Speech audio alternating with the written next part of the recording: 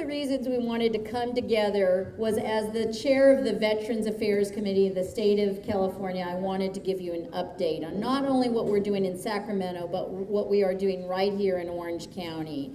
We are here to talk about our AB 1453, our Southern California Veterans Cemetery bill. AB 1453 simply would not be moving the way it is, would not really have been on my radar or my agenda without our Orange County Veterans Memorial Park Committee. These are the visionaries.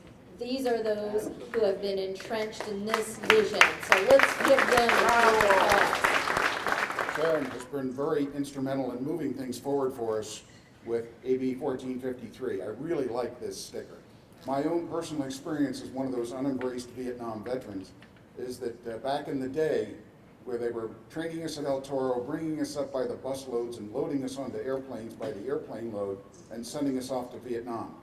What El Toro represents is quite possibly the last place some American boys, some American teenagers ever stood on United States soil. There are 60,000 approximately names on the wall that is in Washington, D.C.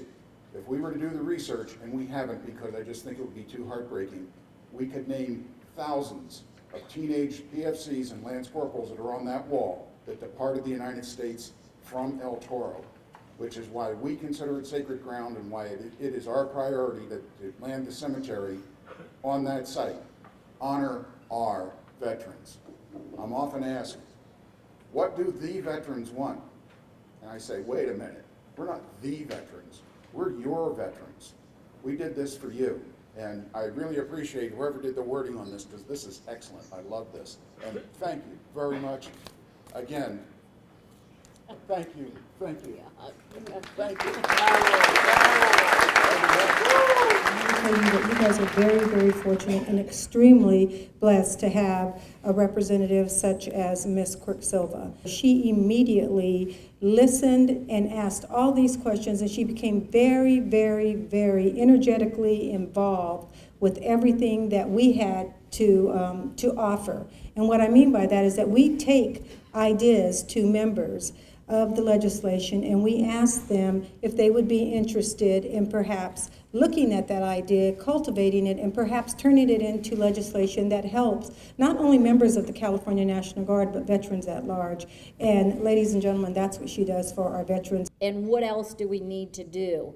And one of the clear indicators out there is that as our veterans transition from military to civilian life, there becomes a period where we're losing them. And it's that, even though they go through their transitional program as they leave, many times leaving with binders and information, it's that getting back home, maybe adjusting to home, 6 months to a year, maybe even 2 years later, that they start to notice, hey, I need some additional support. So we know that there's a critical time that we need to stay in touch.